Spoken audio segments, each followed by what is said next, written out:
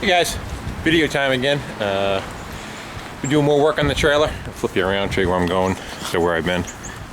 And she's back, shinier side up. The stuff I used on it was that acid, phosphoric acid. Unfortunately, it needs a certain temperature to cure in, and it just wasn't happening. I probably gave it, a week, something like that. 6 days, 5 days. And I even turned on the furnace and set it up for 70 degrees in here.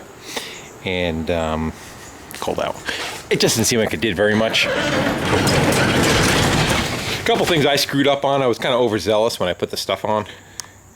And I think I got a little too wet. So anyway, long story short, I got tired of waiting on it. And I dragged it back out of the garage. There was snow on the ground, so it would do less damage trying to slide it on the snow. And flipped it back over and continued with the steel work on the top side. So what you see here is I had a sheet my neighbor gave me. Actually came out of MIT. It was doing some demo work for MIT, the college, university. And these were like walkways. So he grabbed me a sheet. Doing a favor from him on the tractor, you know, that stuff works. And I sliced it up with the plasma cutter. It was a 4x8 sheet. I cut it into 3 32-inch pieces by 8 feet long, 4 feet long. So give me 1, 2, 3. So that's 12 feet of, I believe it's 3/16 plate.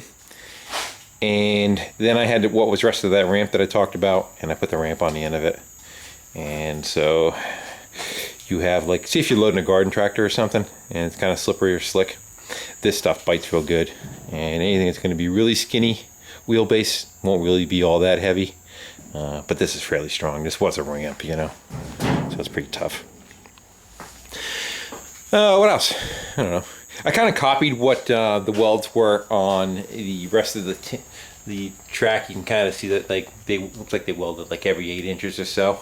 I probably welded every 6 inches all the way down and then stitched them together. You actually kind of don't want to weld a solid weld anyway, besides the fact that it would take you forever, like this didn't. It kind of helps in the flexibility of the trailer, because the trailer kind of needs to be able to rock and roll and flex, and those joints in between there allow it to kind of do that a little bit. The front cage is all done and welded in. The spare tires on it. It's nice and strong up here. You can throw all your externals and chains and stuff inside here. Someone posted on just being careful with chain, that it may go through. These holes are pretty small. I'm not going to have a chain that's going to be able to fit through those. You figure that's my finger, you know. It's with your finger, you can barely fit through it. So the binders. I got to make a little box in the front here somewhere, and for the battery box to wire everything to. And I just use a garden tractor battery. The mount for the tires on there. I don't know if I'm going to be able to see anything under here. Yeah, let's see. See if I can show you. That's kind of what we got going on under there. That's a hub. It's some Cub Cadet part. I forget what it was. A hub for something on a Cub Cadet. And the bolt, again, I just welded the nut, rather. Welded 2 bolts to it just to make a big wing nut, and then there's the lock washer on top of that, and welded that bolt really, really, really good, the big fat bolt, to the bottom of the trailer. And then we went with these guys. My light screwing you up? Focus, there we go. These are some swivels that I had on a, it's actually an old welding cart. They're pretty tough. I got the bolts just in it right now. But I decided to put them on there because, you know, sometimes you're going in and out of a parking lot, articulating pretty good. The trailer wants to bottom out, so I didn't want to hit the tire. So those are probably about an inch, inch and a half lower than the tire. So if I do go to rub with the trailer, they'll you know, take the hit, and the trailer can just kind of flex with that, and keeps you from getting bound up and tearing up people's driveways and stuff like that. I'm in a fairly mountainous area, so you get a lot of that. And not to be outdone, see if we can zoom you in way back there. From here, we went with back wheels too. They don't articulate just because I did not have another set that articulated. But they're in the center, so if I go up and down an incline, they'll rub first before the trailer drags. You like? I like. Kind of like a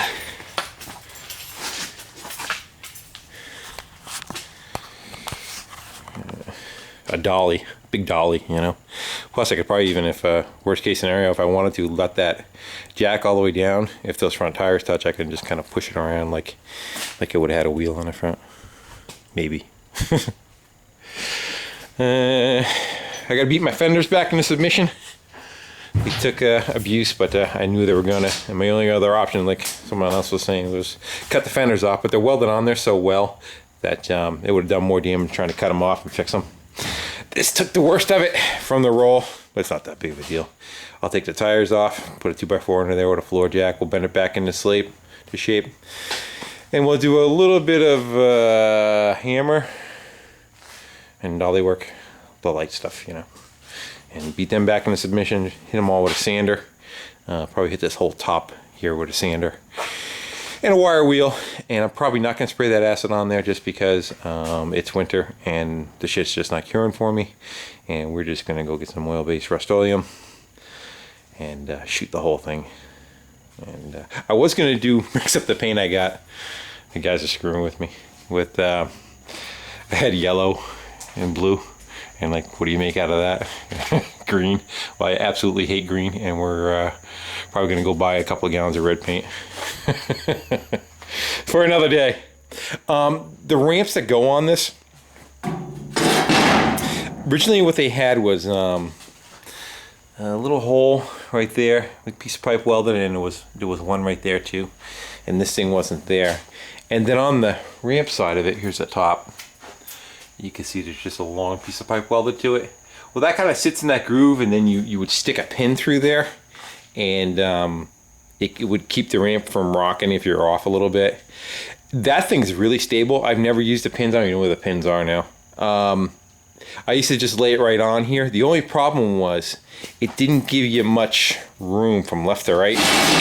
Basically, because that thing's actually wider than the ramp, you can get about this close to the ramp on this side, and then you can probably move it over 2 or 3 inches on this side. I kind of like to have the capacity that if you got a skinny wheelbase, you know, put the ramp right here, or if you have a fat wheelbase, you know, have it end right up on the edge right there. So cut them off and put a piece of bed frame rail on here, so you could actually, now I could put those ramps wherever I want. If I wanted to, I could put them both right in the center. Got to be something, put a little bit of something right in here, but generally anything that's going to be loaded up the middle of here isn't going to be that heavy. It's not going to be like a car, but I still want to tie these two together, probably right there. Again, same thing on the other side. So that's where I am. I'm not working on anything really exciting, but I figure I'd take you along if you guys, you know, mind watching this kind of stuff. I'll make videos of this stuff too, instead of bikes and whatnot. Just what I got going on at the moment, you know. The ramps are going to fit underneath. They're probably going to stick out probably to about right there. But they'll slip into their pockets. And what I'm going to do is I'm going to make a piece of chain with like those climbers locks or those keychain looking things, and clip them. I'll just have a chain and clip it right to here, and that'll be what locks it in place. And then when I want to take it off, I can just unclip it and leave the chain, you know, permanently attached to the ramp. These were the hooks that were on the inside. They used to be right here and here. Had to cut them off because of obviously that. And then in the very front, there was 2 more on the inside. I cut them off, so that's the higher set that are up there. But it's got some recessed dogs, I guess you call them, and that normally is what you would strap your tires down to if you're holding the car down. But I never use those. If I'm going to use the trailer for other stuff, though, I want to put a bunch more, something. Even if I get like a big chain links or something like that, and weld them down the side, so you have someplace just to put like bungee cords and stuff too. Because right now you got to reach around the frame. Kind of sucks. So, what do you think? Getting there? I think once I get it all cleaned up and painted, should be good. Hang a set of lights on it. Paint it. To do the bottom side, what I think I'm going to do now is I'll grab it with the loader and just on it ran the trailer hitch, and trailer hitch got a ball on it too. And I'll just try to stand the trailer up as tall as I can get it and then paint from underneath it. My plan anyway. So, all right, guys. Start yapping, and I'll see you on the next one. Take care.